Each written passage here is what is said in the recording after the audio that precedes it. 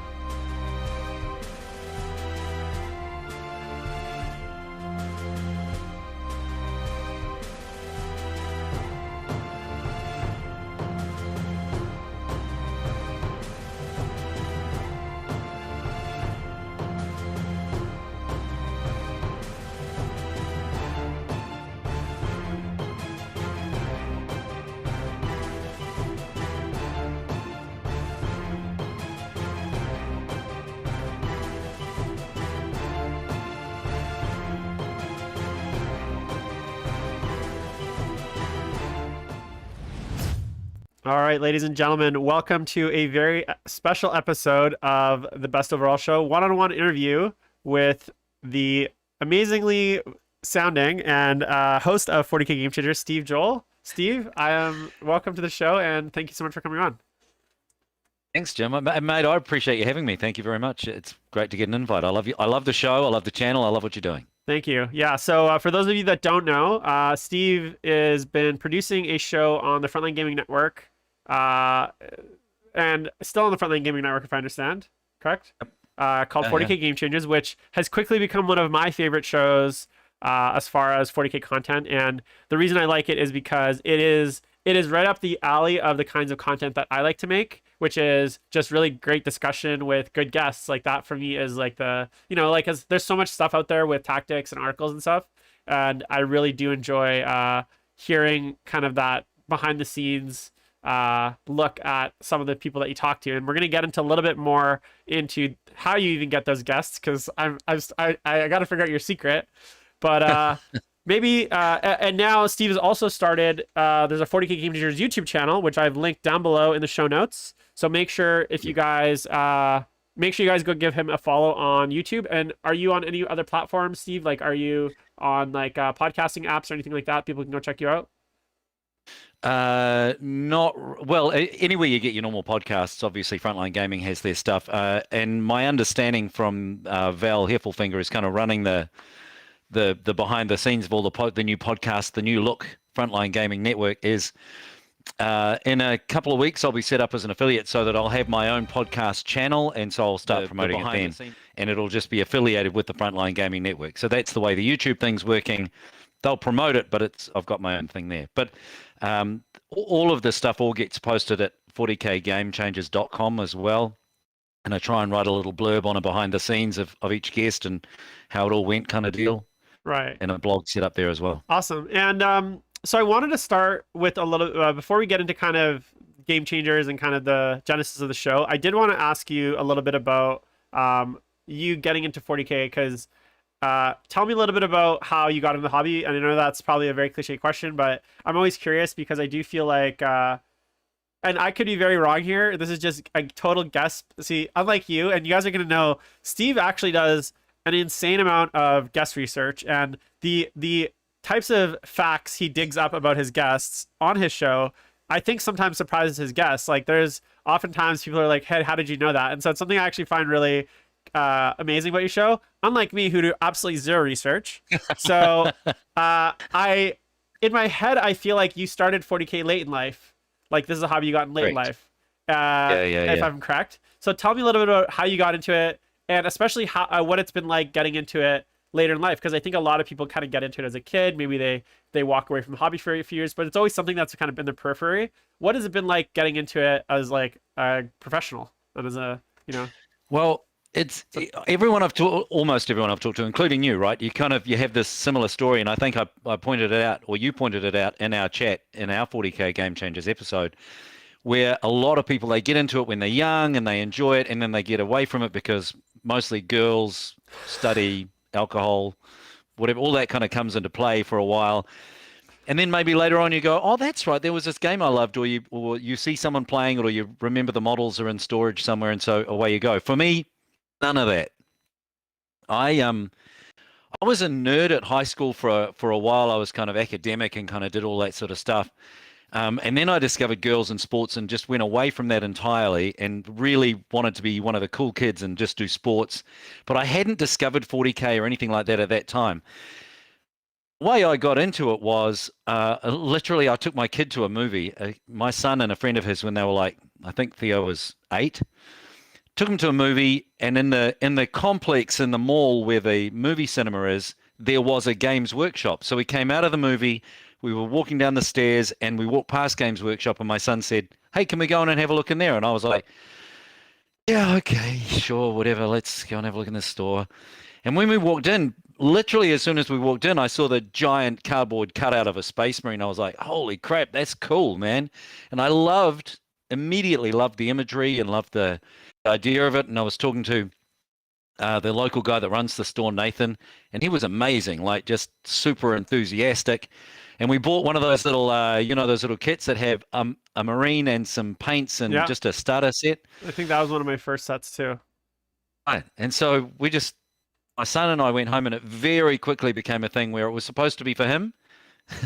But I was like, no, no, no, no. You go to one side. I'm painting this, and I'll paint one for you in a minute. But let me do it. And then I've been hooked since then. And I thought I would just be a guy who paints. I thought Yeah. because I used to be quite arty at school. I do lots of that sort of stuff. And I was a cartoonist for a newspaper for a little while. So I thought maybe I'll just do the art side of it. But as soon as I played a game, the competitive juices flowed, and I was like, man, this is it. This is where it's at. So I really enjoy all the collecting, the painting. I love kit bashing.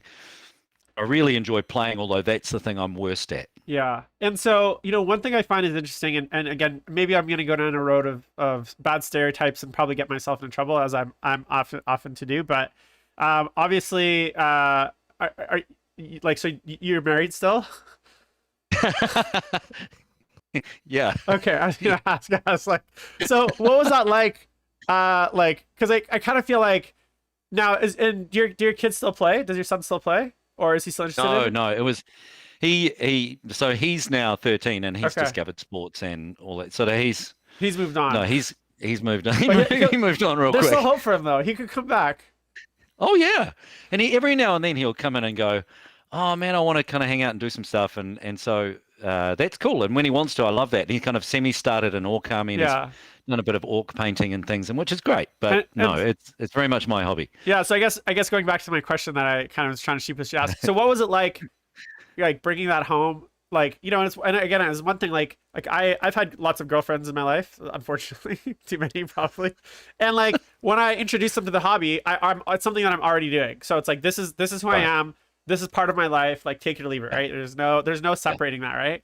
But I can imagine that like any hobby, when you have to take it home to your significant other and say, hey, this is a new thing I'm going to start. They're going to sometimes be receptive and sometimes be not receptive. And depending on the hobby, they might be more or less receptive. So, if you were like, hey, I'm going to start golfing, or I'm going to start, I want to take up, kiteboarding or whatever, right? They might be like, hey, that's really cool. But then you come home with a bunch of plastic miniatures and they're like, wait, what? What is this? What are you talking about? Yeah, So yeah, like, yeah. what was that like trying to like maybe explain to your significant other, hey, there's this new hobby that I want, them thinking you're probably going to like pitch them on starting your golf career, and you show Right. up with a bunch of miniatures and paints. Like, what was that conversation like? And kind of was she accepting? Was she like, that's cool? Or was she like, all right, like you do your thing, I'm gonna just pretend that I don't know what you're talking about?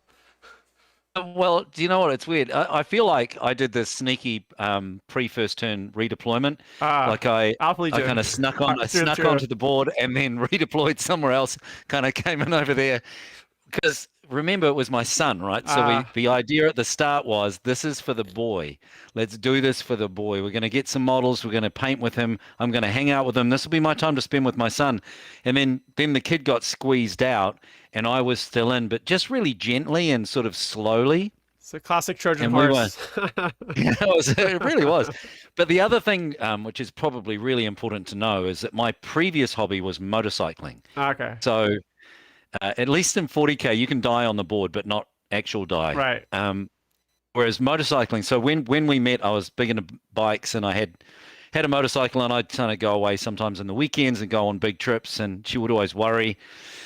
And I spent a lot of time. I did some writing for a local motorcycle magazine, so there was quite a bit of time put into that. And also, there's maintenance, and so I had Ducatis, which are Yeah, expensive, and the maintenance on them is expensive. So shifted really from one expensive, time-consuming hobby to another one. But in my new one, there is no chance that hot women are going to be at an event that I'm going to. Well, low chance, and that came across really wrong.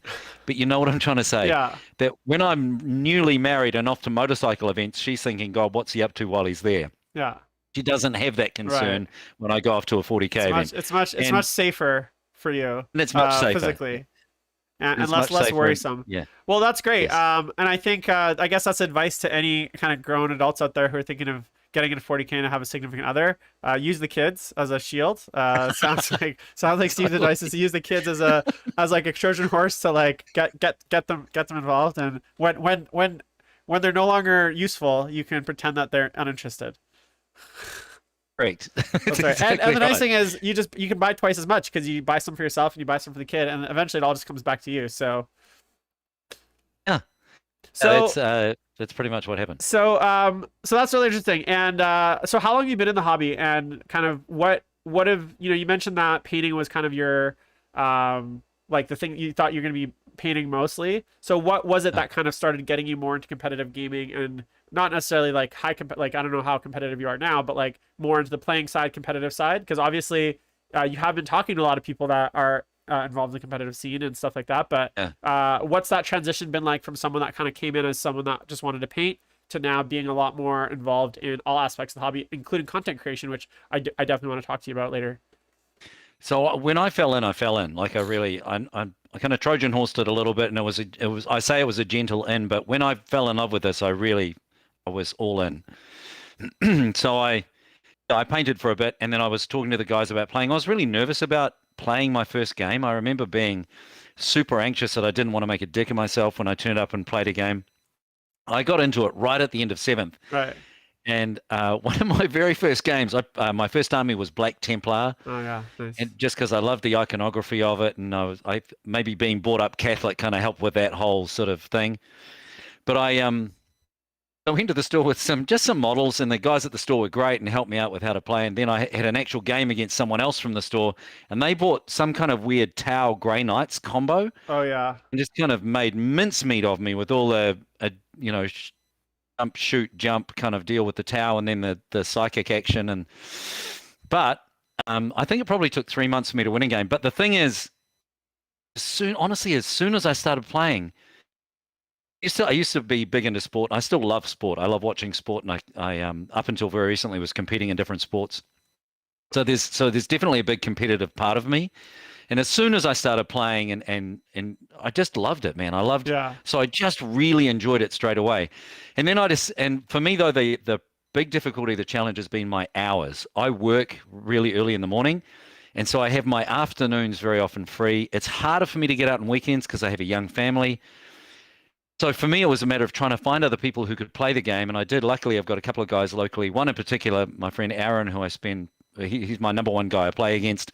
He plays AdMech, so he's in a real happy place at the moment. So yeah, finding people to play against and just getting more and more games, and it was just kind of. I still really enjoy painting, but I'm more in a place now where I paint to get models on the table so that I can play. So tell me a little about, you mentioned you get up really early. I'm sure some of our listeners know, but not everyone does. You are a radio broadcaster. Yeah. So how long have you been doing that, and kind of how did you get into that? Because it's being it's one thing to work in radio, like you're behind the scenes, whatever, but to actually be an on-air talent, to be someone that actually is the voice that people hear, that is there's those aren't a lot of people that do that, right? If you think about there's like 10 radio stations in Vancouver that I can listen to, and there's like 2 or 3 hosts per station. So it's not a job that people often think is something that, hey, I'm gonna go be a radio broadcaster. Maybe it was for you. So tell me a little bit about how that, tell me about that. Like, 'cause I'm really curious about like how you got into that, and what was that like? I decided when I was 12 that I wanted to be a radio host. That was that was it for me. When I was at school, I entered a speech competition or something. My English teacher, Mrs. Morrison, said to me, I think you should do this. So I did. I entered the speech competition and I won it. And then I got into the school debating team, and we did really, really well. And so it just was kind of one of those things where, hey, you know what? I feel like this is good at this. And I would listen to the radio and go, so what those guys do for a job is talk shit, play songs, and meet famous people.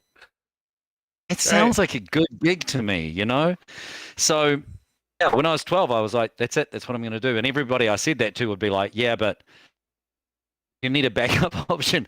You need to have a real job as your option for if that doesn't work out. I never ever considered that it wouldn't. I always just was like, well, why? I don't understand why it wouldn't work out. And so did you go to like broadcasting school, or is there some sort of like how do you do that? Because like I feel like it's one thing. It's like me being like, I want to be an astronaut. Well, it's like, well, okay, how are you gonna actually do that, right? So it's like, what does that look like getting into broadcasting? Is there a school that you go to? Is there training that you do? There is, but much like you were talking to me about earlier before we went on, laziness is a big part of my personality.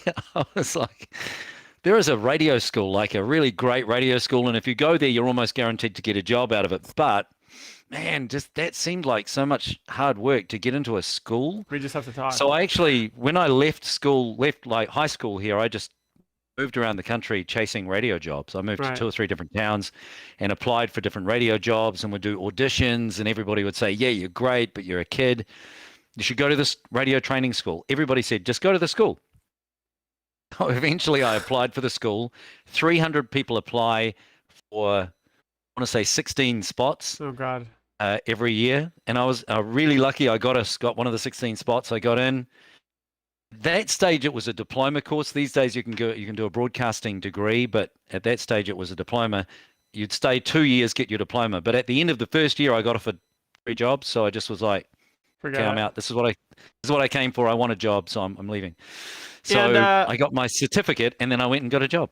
now I know this will sound silly, but like that, like obviously I wouldn't want to get up at 4 a.m. like you to go work on the radio, which is I'm sure you're used to that by now. How long have you been broadcasting? So this is where I give away that I'm an old man. I've been in radio and television. I did TV for a few years. Radio and television in total for 31 years. Wow. And then my current job that I have at a radio station in Wellington, I've been there for 21 years doing the same job. Wow. And you've been getting up at 4 a.m. the whole time for 21 years. It used to be 3:30, but I managed to God. wangle my hours a little You bit. negotiated that into your contract. Yeah, You're like, okay, after 20, 15 years, I got a bit of pull, so I can That's negotiate for right. an extra half an hour sleep in. That's pretty much exactly it. I rang the boss and said, "I am too old to be getting up at 3:30 in the morning. Screw that. I'll get up at And 4:15 and you've always come done in the then." morning show, I presume it's a morning show. This job I have, yeah. So Yeah. we're on air at 6 a.m., finish on air at 10 a.m.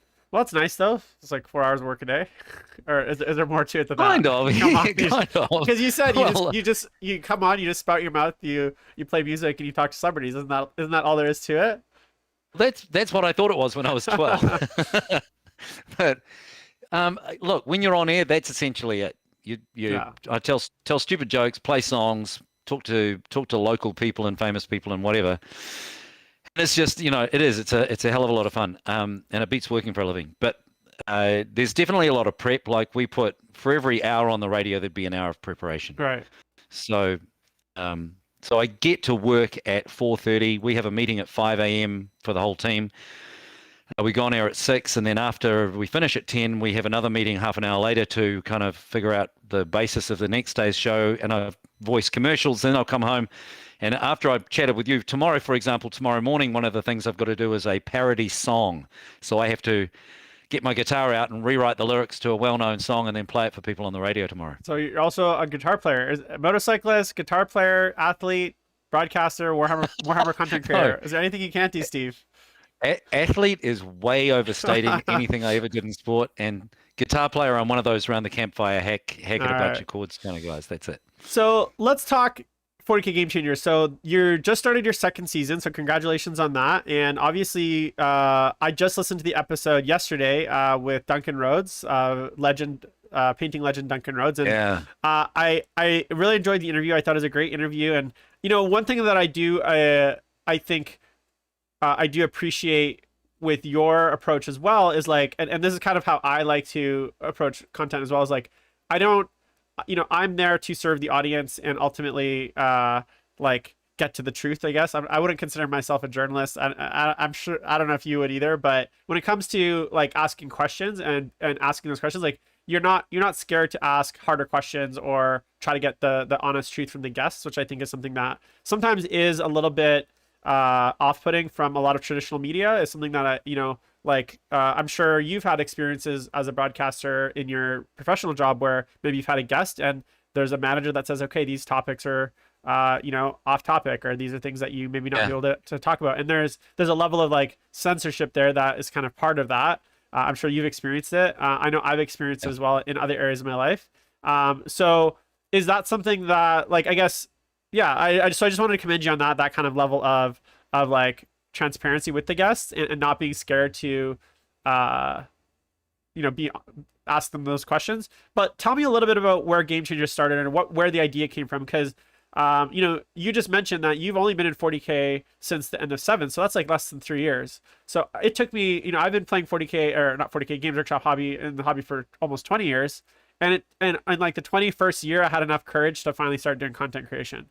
So what was it for you, and why did you decide to do something like Game Changers, and what was the genesis of that? Because you kind of came out of nowhere on the FLG network. And so what was that process like? Where did the idea come from, and how did this whole thing start?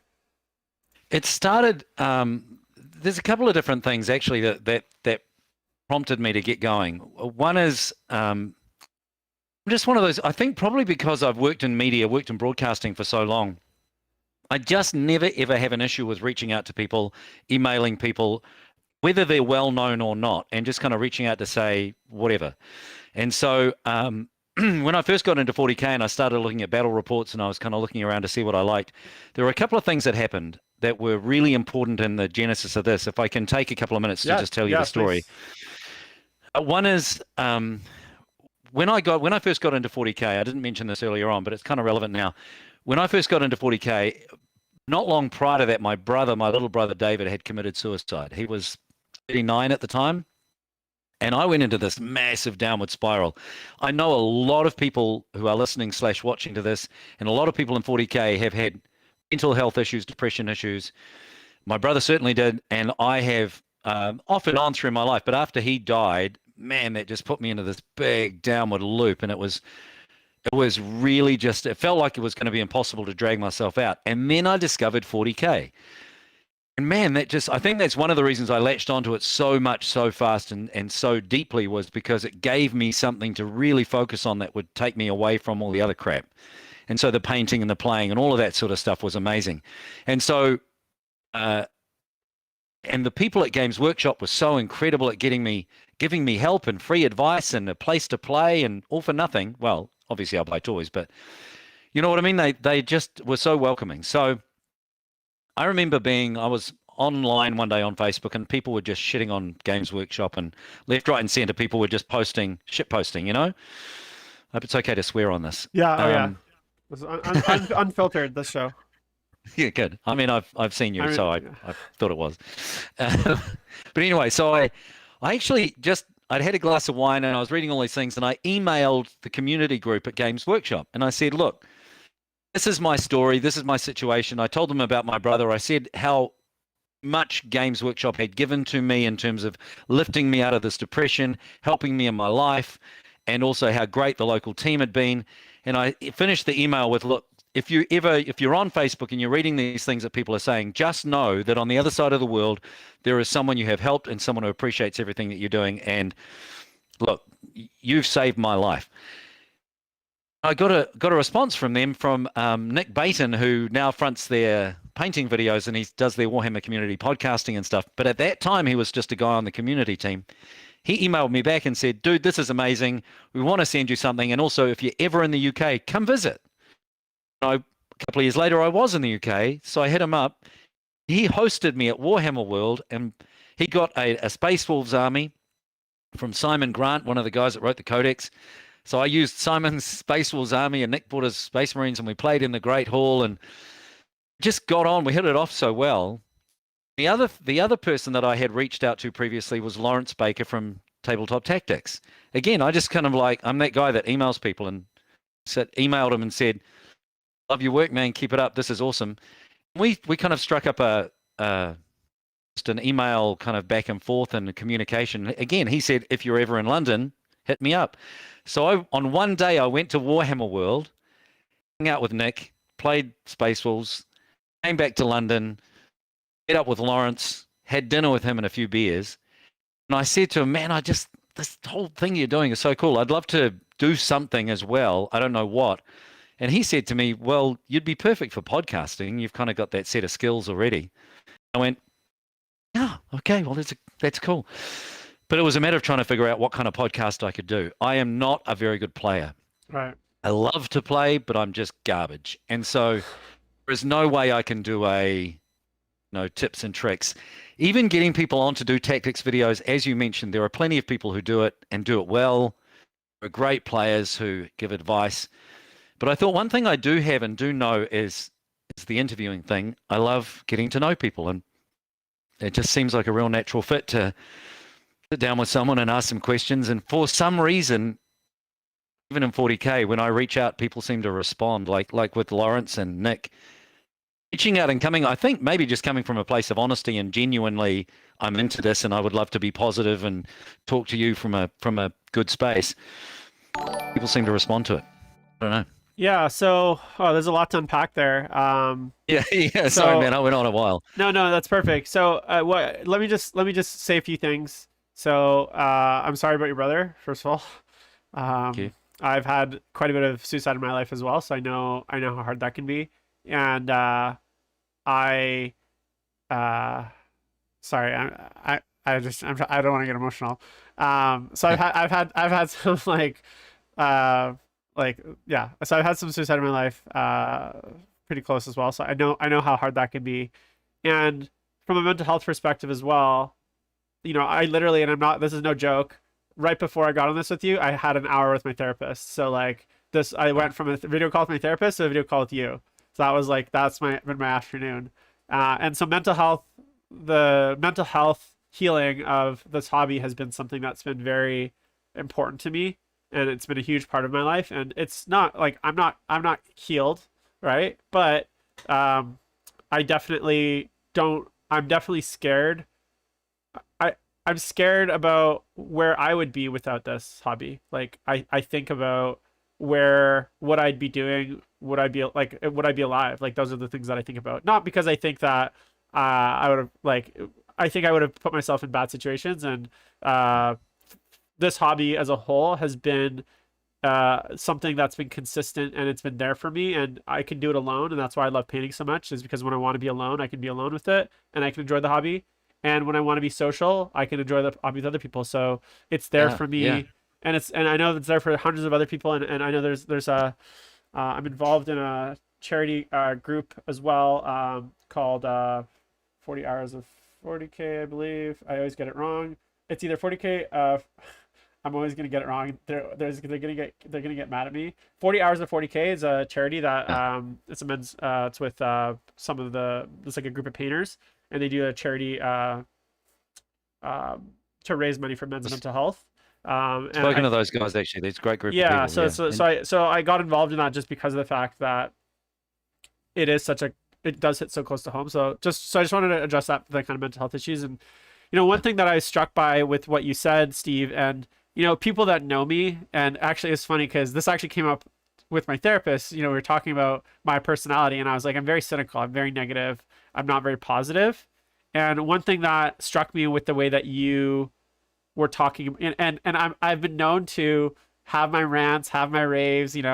I talk about Games Workshop as a company quite a bit, about all the bad business practices and like rules issues and all the stuff. But I think it's really important, and something that you really, I think, nailed for me. I think it's really important for us to take a step back and not just look at, I can sit here and complain on all my shows, various shows, 3 times a week. I can complain about Games Workshop, but I also need to remember how much joy and happiness it's brought to my life, not just for me, but for millions of other people, and how much, just what you said, that letter you wrote to Nick, and to, I think is actually the majority of people. Like for me, as much as I have my gripes with Games Workshop and their rules and all that, whatever, when I step back, this hobby has brought so much happiness to my life, and the models and the game has brought so much joy to my life, and it's let me meet people like you, let me meet people across the world, North America and Europe. And as much as I like to complain, which I like to do because I like complaining, I think it's important that there's people like you that are also kind of waving the flag on the other side and saying, hey, Jim, don't be such a Debbie Downer. Look at all the amazing things that this hobby has done for you, and look at how much joy and happiness it brings people, and it does save people's lives. So I wanted to thank you for that story, because I think oftentimes, especially probably a lot of my audience, we like to get it into that kind of like mentality of just, beating the dead horse of Games Workshop, the evil corporation. But really, there's another side to that coin, which is how this hobby has really saved lives and created so much joy in our lives and happiness in our lives. So I wanted to thank you for that.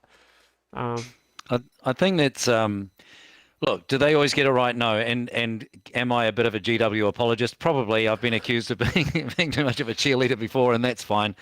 And I get it. They're a corporation. Their job is to make money, and so a lot of the decisions they'll make are around making money. But I also think just people I've met who either work there or who have, even like Duncan was saying, right? They in the chat that we just had, people who are working there at the kind of the coalface, the frontline stuff, they're just really great people who, and I think for a lot of us in the hobby, we have this thing of, this is a weird hobby. I've said this before, that if you're into fishing, you go to someone who's a fisherman and you say, hey man, I want to get into fishing. Can you help me out? Where do I go fishing? They will not send you to a good fishing spot because they don't want you to catch all the fish. They'll send you to somewhere else. If you get into surfing, I tried surfing for a little while. I was terrible at it. But if you get into surfing, you're a noob, they will, like the people who are experienced surfers, they don't want to kind of hang out with you. They're like, yeah, cool, get into surfing, but go over there with the other noobs. Piss off. In this hobby, I found it really different. From the minute I got into it, people who play just are like, what? Someone else wants to get in? Great. And they bring you in. They're like, more nerds, more people converting to nerdhood. Great, bring them in. And people are generous with wanting to play and wanting to teach you stuff and wanting to help you out. And I really love that. Yeah, I have found it to be a really generous hobby. I agree, and it's weird because like my house is like, as I mentioned to you in the pre-show, you're like, oh, nice gaming space. I'm like, this is literally like I'm in the corner of my apartment. So when people come over, like friends that aren't into Warhammer, they immediately know that I'm into Warhammer. Like it's not. But there was a period of my life that I used to literally hide. I used to have a cabinet, and literally before guests would come over, I'd like literally run up to my apartment.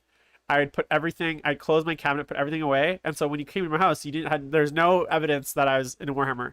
Now you literally come over and I have I have a studio full painting set up in the corner. I got display shelves with, all this stuff. So my evolution also as a gamer has changed where, and I think that's a lot of the stigma of like being a nerd and whatever has started to be a little bit less, like less there over the years, especially with things like the popularity of like D&D lately and stuff like that.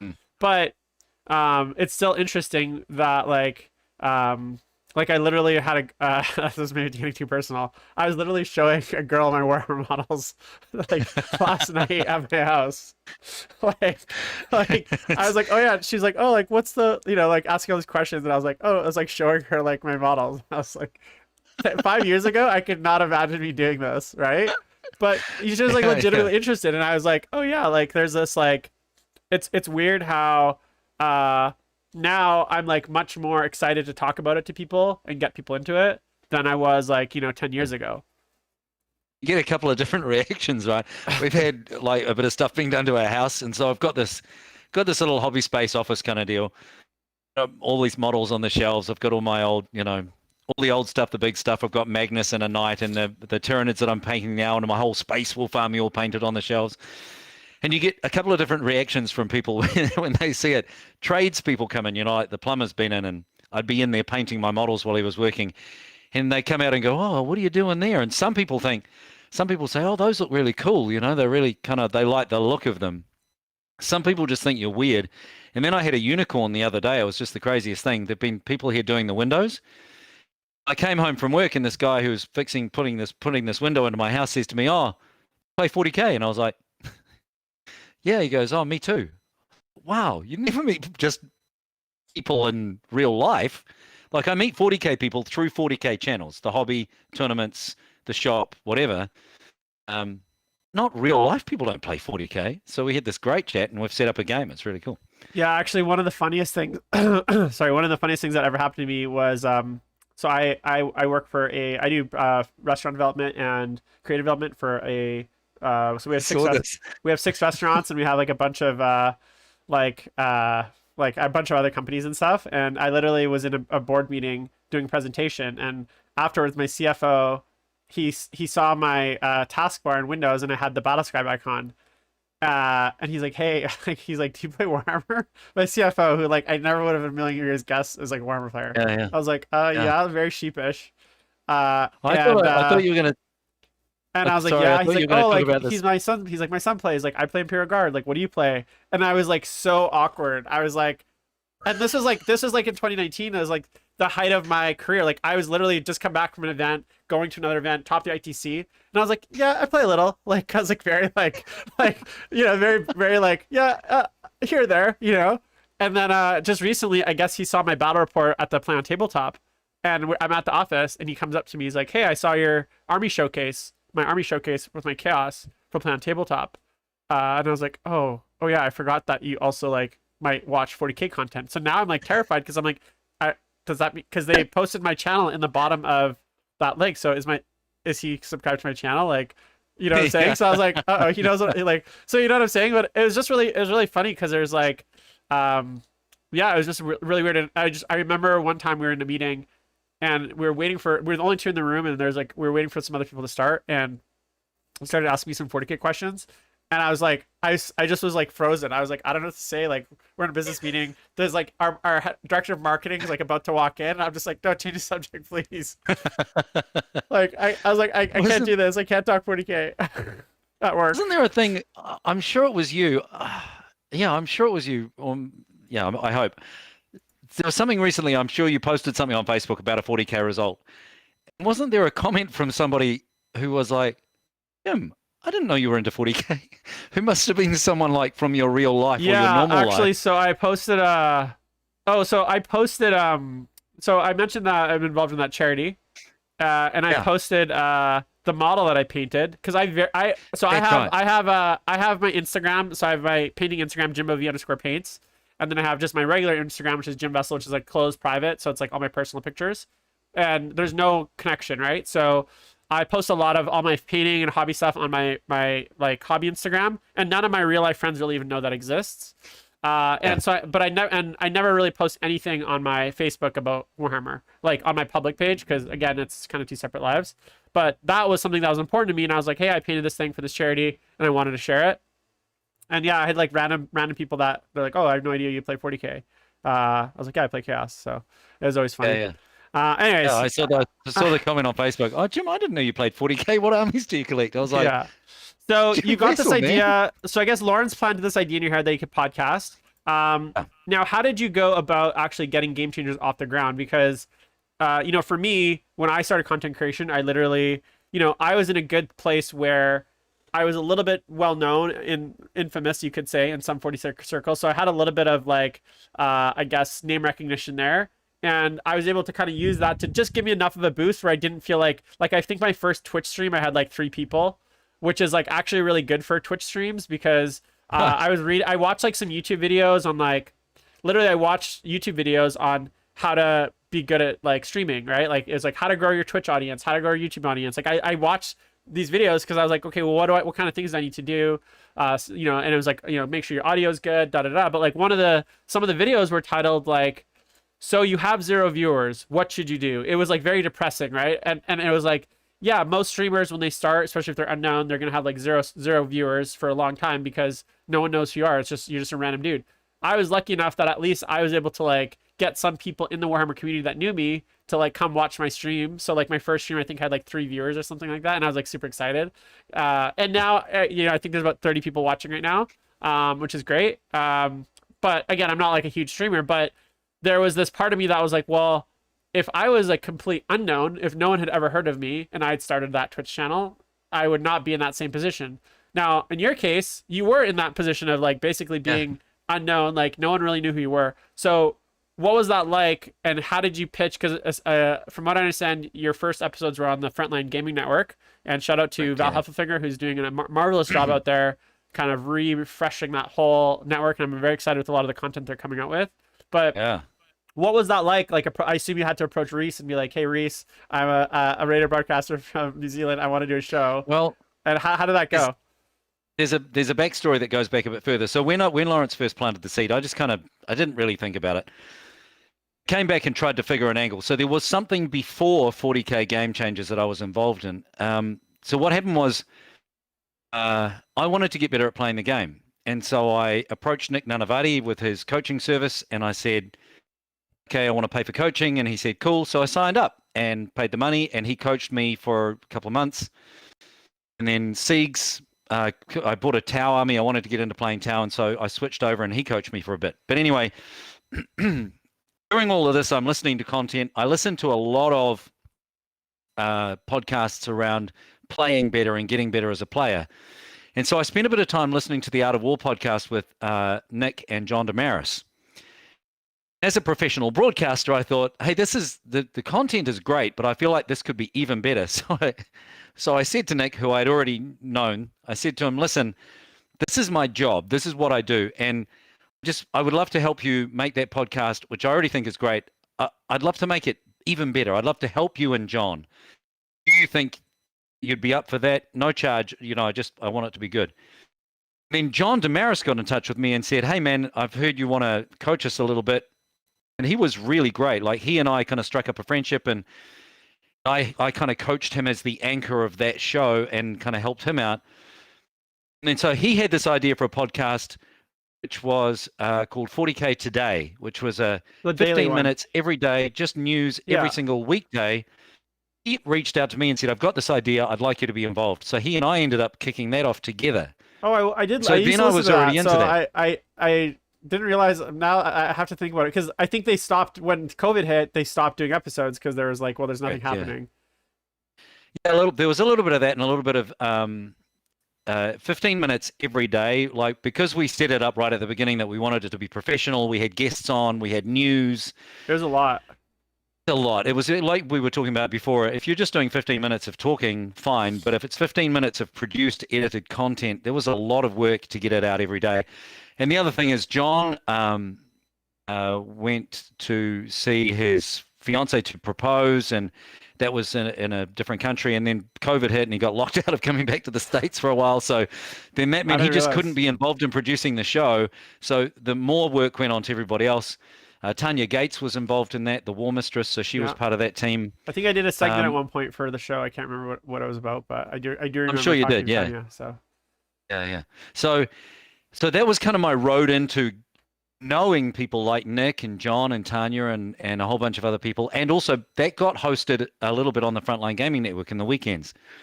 So then when we stopped that, I kind of was just doing nothing for a bit. But when I had the idea for 40K Game Changers, I already kind of had an in with Reese. I already had spoken to him a couple of times. And so when I pitched this idea, and I'd already had a bit to do with Val's been amazing the whole time. He was one of the first maybe guests on 40K Today. And so he's been super supportive of me. And when I went to Reese and said, hey, I've got this idea for a podcast, Reese took it to the chat, the Facebook chat with Val and the Falcon and a bunch of others, Scary, and said, this guy Steve Joll wants to do a podcast. What do you guys think? And since I'm now on that chat, I've seen all the whole conversation, which could have been really awful, but it actually worked out okay. Because Val chimed in straight away and said, look, Steve's a professional broadcaster. I feel like if he wants to do a podcast, we should just say yes and get him involved in the team, no matter what it is. And so that's kind of what happened. Reese said, yep, love it, do it, and off you went. That's it. Actually, I have a really funny. So you mentioned Val quite a few times. So I actually knew Val, I mentioned. I think I don't think I mentioned it, but I lived in Toronto for about 8 months a few years ago to open a restaurant, but before that, I'd been listening to various 40K content. So I knew of Val as this internet personality before I actually ever met him in real life. And I don't know why I was still fairly new back in the 8th playing competitively, but I for some reason had it in my head that he was this brutal best competitive player. I just didn't realize he's more of an entertainer. And I remember I drew against his Tau. He was on Team Canada for somehow he got on the Team Canada for WTC, right? So in my head I was brand new into back into 40K. I didn't really know who the Nick. I didn't even know who Nick Nanavati was, right? I hadn't heard of Brad Chester, any of these people, Sean Naden. These are people that I didn't learn about till much later. And So I remember coming up to the table and everyone like, oh, that's Val Heffinger, right? And I was like, oh, okay, this is this guy, like he's on all these 40K shows. He must be good, right? And I just remember just absolutely spacing him with my chaos list. And I was like round one of this tournament. And I was like, oh, I just beat this Val guy. He's not that good at 40K. And I'm really not good at 40K. And I just destroyed him, his Tau. Much love to you, Tao. Val, I hope you remember that game. But I was just like, oh, I somehow felt, I was like, I guess I'm pretty good at 40K if I beat Val. And then I later went to find out that actually, no, he's more of like a, like a pundit personality than he is like a serious competitive player. God bless. But it was just really funny. I feel the need to stick up for Val a little bit. He was pretty good with Orcs. He was really good for a while. He will be the first one to say though that he was quite good at 40K in a period of time before coaching services and before people started really putting time and effort into it. We've spoken about this before, he and I, because I said, man, you were like the number 2 in the world with Orcs. And he said, yeah, for about 5 minutes. And yeah, then people like Jim Vessel come along and just smash you. To be fair, I tried playing Tau as well. I took my Tau to one tournament, realized that I'm not a Tau guy. Gun lines are not my thing. I need to be charging stuff and moving around and things. So yeah, it's really interesting how certain armies play styles are just not suitable for certain people. Like I am not patient. I like to do things. So for me to I also can never play a game like Tau.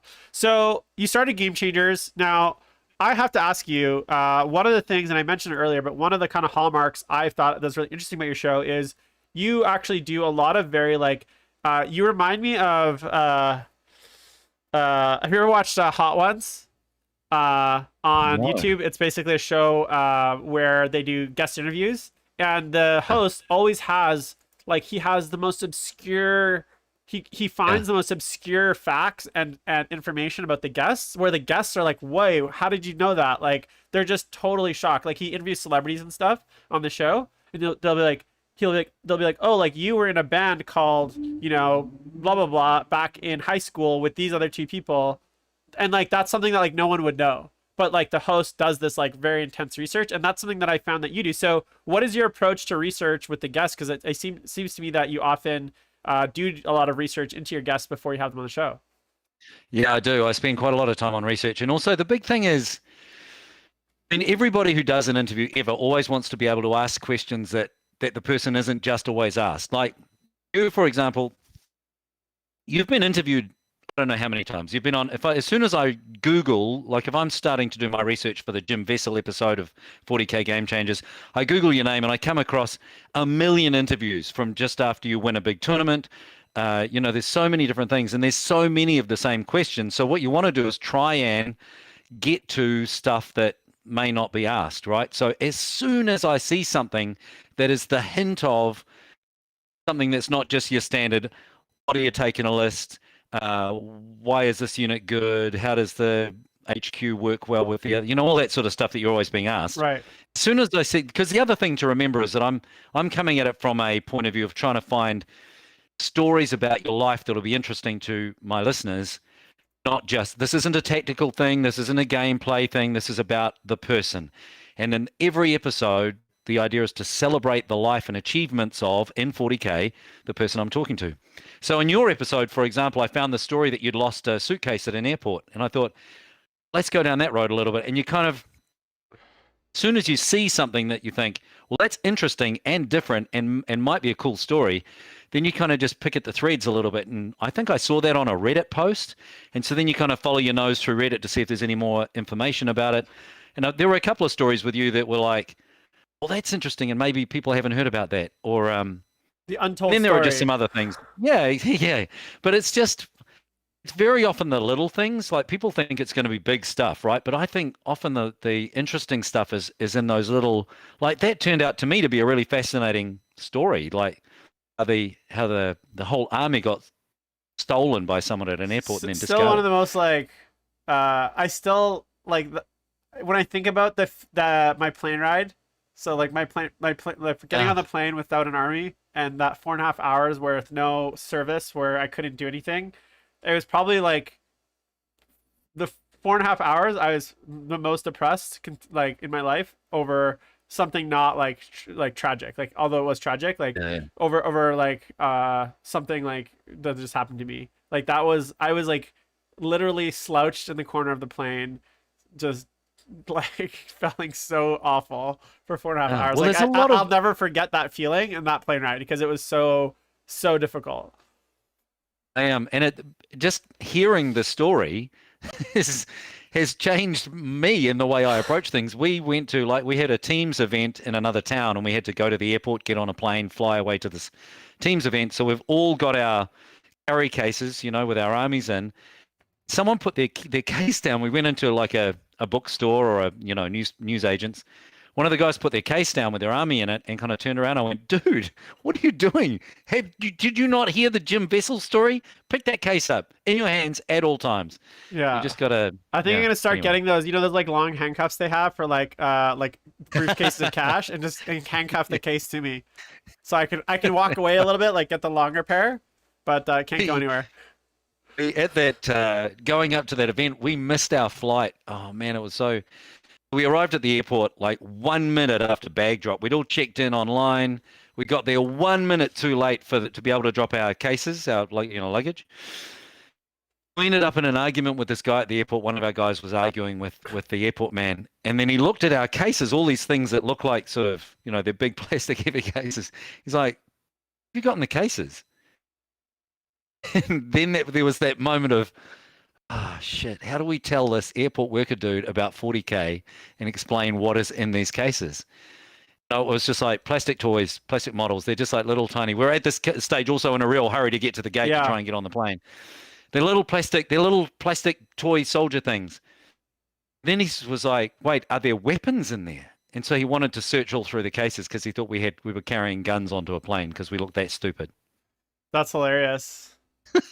One of my although this is my tip actually for those of you that travel. So I travel often by plane because I live in Canada, and for me there's within an hour drive there's one major year, which is the West Coast GT.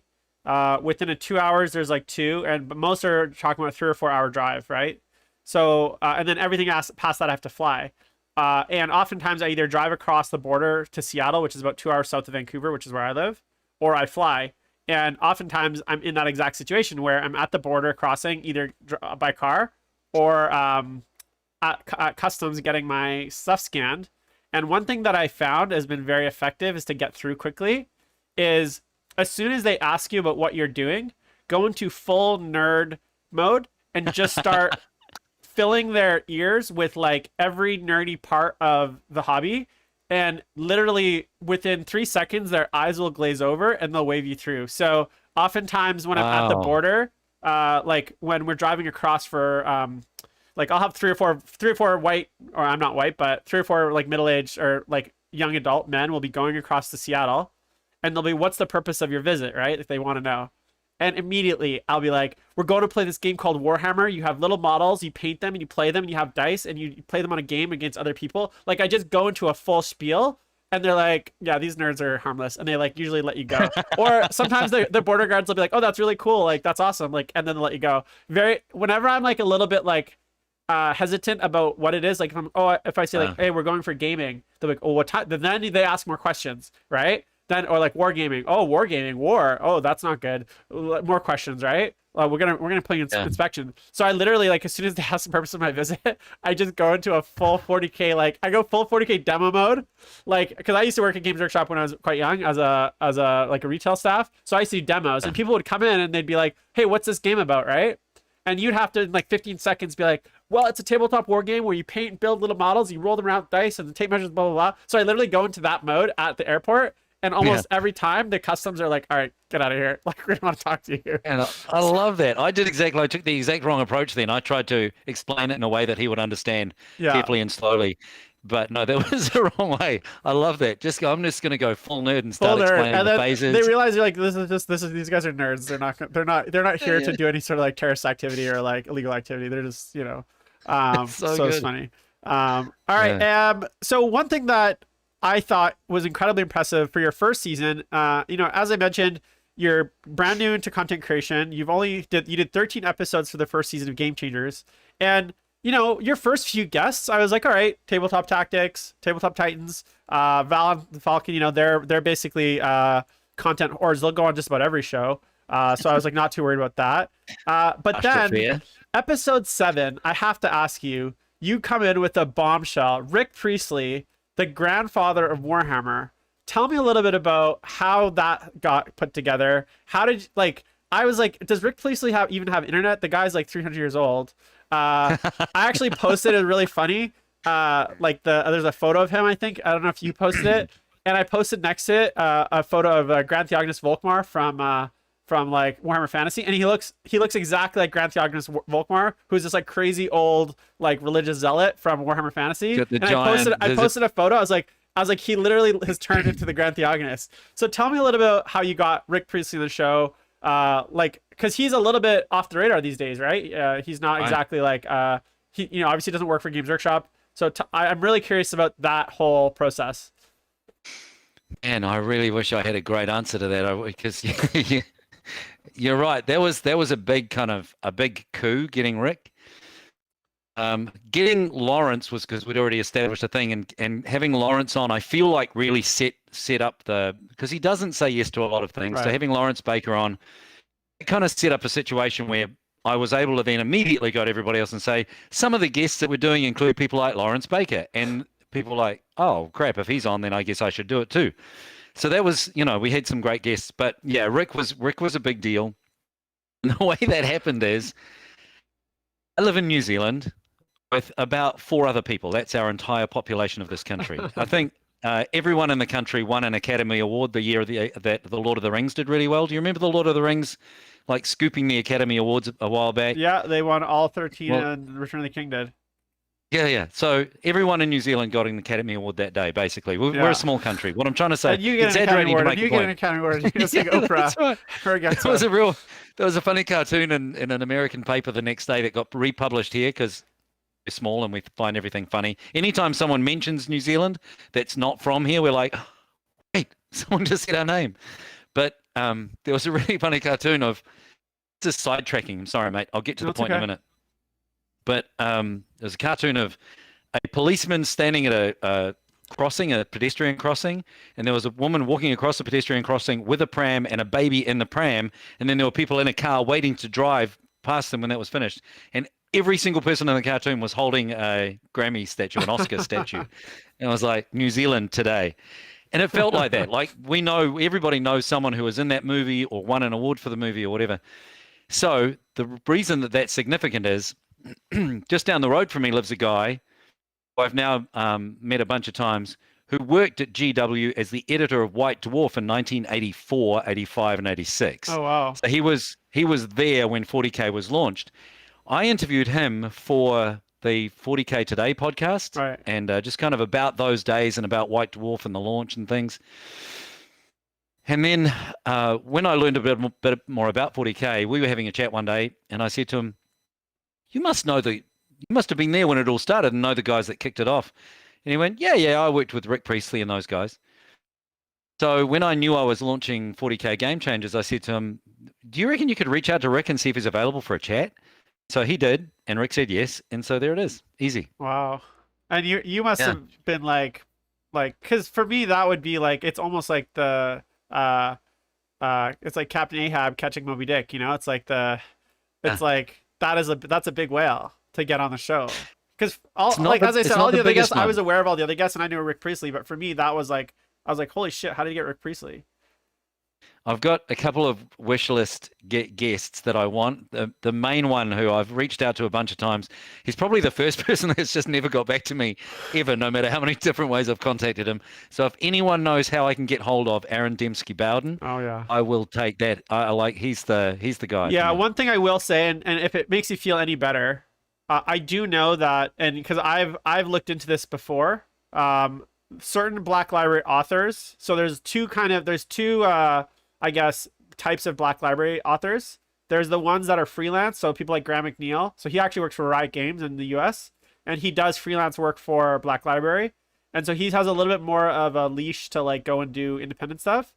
I'm pretty sure Aaron actually works at Games Workshop, like exclusively for Games Workshop. And so his contract basically, so all those guys are locked up and like basically gagged to to do those kinds of things. Like I have it on pretty good authority that some of the authors that are basically I don't know if I'm pretty sure Aaron's one of them. There could be a few others. Obviously I think Dan Abnett's just too big to have that, but I know some, and the reason I know that is just through Twitter because I follow a lot of those authors on Twitter, and a lot of them have mentioned that they're contractually obligated. They're not allowed to have like exterior interviews and stuff like that. So maybe that's the case. If it makes you feel better, just tell yourself that. And It doesn't. which I think is a shame because I think one of the things that I think one of the biggest shames I think for Games Workshop is they don't celebrate their artists enough, their sculptors, their painters. I have you can't see it, but I have the Gothic and the Eldritch. It's the art book of Jess Goodwin, and I have the art book of Adrian Smith on my shelf back there. And they're absolutely they're two of my favorite books. The artwork is beautiful. And I don't think if I didn't get the art books, if those art books never came out, I don't think I would have known that Adrian Smith painted that beautiful rendition of Horus versus the Emperor when they updated it. I wouldn't. Right. Now I follow Adrian Smith separately because he no longer does work for Games Workshop. But I was introduced to that artist, and a lot of the sculptors don't get the recognition. And I understand in a lot of ways it is a bit of a group process. Like I've had some interactions with Tom Walton and online, and Darren Latham as well, who's a sculptor. Both on Instagram and on Twitter. I've had some messages back and forth, and kind of tried to get a little bit into the a look into how it goes. But from what I understand, it's very rare that a model is solely sculpted just by one person. Sometimes right. Some people will do parts of it. It's a bit more collaborative, but I really wish they did more to celebrate their artists across all of their mediums, because for me that's such a beautiful thing to be able to look at a piece of art and be like that art and then follow the artists, right? Yeah, it's something that even Duncan mentioned this. They used to never say any names, right? They never used to even have the names. In the old days, they didn't even have the Black Library author's name on the book. It was just a Black Library book, and you saw the title and you bought it. But I feel like they're getting better at it. But I agree with you. Actually, Jess Goodwin's another one I'd love to on the show. Yeah. But there are so many amazing, the latest, I don't know if you've ever seen, I think she goes by Savage Orc Guy on Twitter. Yeah, Louise Sugden. She's the new hobby presenter. Yeah. She's brilliant. She's an amazing painter, right? Yeah. And I know you're a quality painter, and so you'll appreciate it. The work that she posts on her Instagram it's crazy. Oh, yeah. Just amazing. Yeah. Anyway, I really she's one of the few Darren and her and they the guys like Chris Peach and Nick Baton, they're great, but the stuff that they create is it's tabletop, right? The stuff that she does and Darren Latham does on his Instagram, it's heavy metal at masterclass level. That's the stuff that I look up to, and I'm like, how did they do that? I'm awe-inspired. I don't know if you saw her video with the model she painted in negative, the Zinch model. No, I haven't seen that. There's I'll have to send it to you separately, but basically she took a model because and she's talked a little bit about her past and history, how she got into it, but she basically painted in the negative. So she you've ever seen a negative on film where all the colors are reversed, and so she painted it in negative. So then when you put it in the I don't know, you have to watch the video. I don't even understand it. It was one of those things that hurt my brain. But when you put it in when you shine the regular light on it, it goes to real colors. It's really crazy. I'll have to send it to you. Yeah, nice. Yeah, Louise Sugden, she's and I've said this 3 times already in the past week. I have a sucker for accents, so I'm all about the accents. But so season 2. I also wanted to ask, you got Mike Brandt on. He was kind of your closing season finale. Now, was that when you plan out your seasons of Game Changers, are you recording these in order? Or are you recording them quite ahead of time and then kind of release them chronologically? Or was this one of the situations where you Mike, you got Mike on and you knew he was going to be the last episode, so you specifically saved him for the end? No, so you gave me an exclusive when I interviewed you for my show. I'll give you an exclusive. I don't think I've said this to anyone else. Mike was the first name on my list and was going to be the first show. Right. And I ended up interviewing Lawrence first and thought, well, he'd be a great launch, but I'll have Mike second or third in the run. He's also a great big name, and that'll really get things off. And having him would be fantastic. But we did the interview. I did the interview wrong. I approached it in the wrong way. I did it much more seriously. Like I said before, the whole series was supposed to be like a celebration of people's achievements. But when I got into it with Mike, because he was with G-Dub, and because I'd had to go through this process of getting permission from them and la la la, and there were things that we were okay to talk about, but at some very few areas that we weren't supposed to kind of touch on yet. I kind of approached it in a much more newsy way. Like we were talking about the app, for example, in that interview. And I was like, in the first time round, we did the interview and I was asking like quite hard hitting questions. And I said things like, it's my job to get to the truth about this. And listen back to it. And it just, compared to the interviews that I had already done, just really didn't fit with the series. So I went back to Mike and said, look, I screwed that up, man. I just went into that wrong with the wrong headspace. Can we do that again? He said, yeah, no problem. But getting our schedules to match up after that was hard. And then once it was done, it had to be sent away for approval and la la la. And so, so it ended up just because of that being the last one. It was never supposed to be, but it ended up being a good kind of name to finish on. And so you've kicked off season 2 now with Duncan Rhodes, who's I think now have you teased who's your next guest on the show? Is there a favorite I guess I assume you don't want to you can't say too much about your future guests, but is there anyone that people can look forward to this season that is going to be as like mind-blowing as Rick Priestley? Like, do you have anyone that you're like any big fish, I guess, that you've managed to secure for this season without giving away too much? Because I don't want you to have to spoil anything on my show. Well, no, I don't mind. I love I don't mind saying who's on the show. Like it's I probably should put more thought into teasing properly and establishing some sort of mystery around it. But just silhouettes, the people like black silhouettes of their face. Who have to guess who it is. Right. It's like who's that Pokemon? Who's that guest? I feel like in silhouette all nerds look the same, so it's going to be really hard. This is the Blob, but yeah, with glasses, you're the exception. So Brandon Grant, I've just recorded a chat with Brandon, and I know that he's another guy that you can probably get access to in a bunch of different places. But holy crap, it's a fascinating conversation. A lot of it we spend our time talking about. So he's the next episode that's coming out. He and I spent a lot of time talking about just being socially awkward and how he grew up as a kid who was super socially awkward and how the hobbies really helped him with that. Yeah. And I ask him whether he's, whether it hurts his feelings when people call him the robot. But we have a great chat about family and hobby and all sorts of stuff. He's a really, really interesting guy. So that's a great conversation. And I think the big thing is for me in this, I talked to some people that you may not have even heard of as well. There are a couple of people coming up that a lot of people won't know because they're kind of behind the scenes people, but they have changed the game in terms of creating apps or being in situations which have contributed to the way the game is played. So it's not all about big names necessarily, but I do have the guys that created Goonhammer are going to be guests. Nice.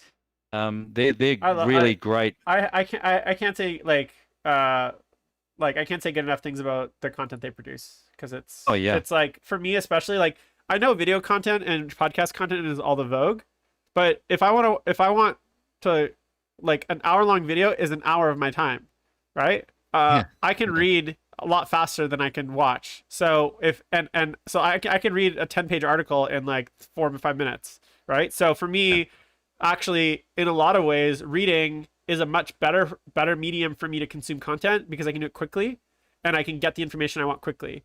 Video and podcast is good when I'm like just as more of an entertainment thing. Right? It's like if I want to be entertained, I'll watch a video or listen to stuff. But if I actually want information, reading for me is 1,000% better. And so when it comes to tactics articles, their meta watch, all the various things that they do, I don't want to watch an hour-long video on the current lists, meta lists. Like that's just, I don't have time for that. So I actually really appreciate that they're keeping the like legacy of like traditional like print media essentially alive with Goonhammer. I think it's something that's great. They don't pay me. They don't sponsor the show, but if they want to, they can. Yeah. No, they're good. And it's just, again, they're not necessarily people that you'll see or hear a lot of interviews with, but they're and they're in different countries as well, so there's a bit of challenge there. But they're super cool guys. So yeah, there are some some cool guests coming up, and then some guys that you probably have heard about a lot, but who are top players and who have Right. influenced the way people Well, play, like Siegs. yeah, well, I think an important part of your show is the fact that, and what I love about the concept of, you take this idea that there's 40K game changers, and hopefully it becomes just game changers at some point, because I'd love to hear about guests that maybe not into 40K. There's probably some great AOS content producers out there, or other people that aren't necessarily 40K specific, that I'm sure would be a great guest. So hopefully we'll see them as well. Obviously 40K Game Changers has a great ring to it, so don't change the name on my part. But one of the things I love about it is this idea that there are so many aspects to our hobby. It isn't just, here's some people that won tournaments, because I think a lot of times a lot of content creators, they focus on, okay, who won the latest event, right? Who's the, tell us about the games that you played, right? Tell us, it's just, and those kinds of interviews, like, I don't listen to those interviews anymore. It's not interesting to me. For me, it's a lot more interesting about, learning about the thought process behind, like, where Warhammer's created, or Duncan, and like his whole journey, and or learning about, like, just a lot of the kind of those deeper subjects. That's the thing that really interests me, is getting into so I do applaud you for the show, and I'm very excited for season 2. Thank you. That's basically it. I've had you for probably a little bit longer than yeah, so hopefully I didn't cause any too much disturbance in your life today. So guys, listen to me. The link for 40K Game Changers, the YouTube channel, is down below in the show notes. Make sure to give Steve a subscribe, and then also catch his show on the FLGN podcast network, I believe, is available, and then they'll also have its own feed fairly soon, so people can check out that. And is there anywhere else that they can find you besides on the radio in New Zealand? Is there, like, do you have an Instagram or Twitter? I do have an Instagram account. Yeah, I think it's just called The Steve Joll on Instagram. Great. Which is pretty much all 40K posts. I'm on Twitter as well, but there's a bit more sort of local politics stuff in there. A lot of 40K, but just other garbage. So I would stick to, I'm on Facebook, I'm on Instagram, and I'm on the FLGN. And as you mentioned, newly on YouTube. So, and while we've been talking, I've had a bunch of new YouTube subscribers who I assume are followers of yours who've signed up. So thanks for that. That's really great. Anything I can do for you, my friend. So we've been talking with Steve Joll, 40K Game Changers. Steve, thank you so much. Thanks for your time, mate. Really appreciate it.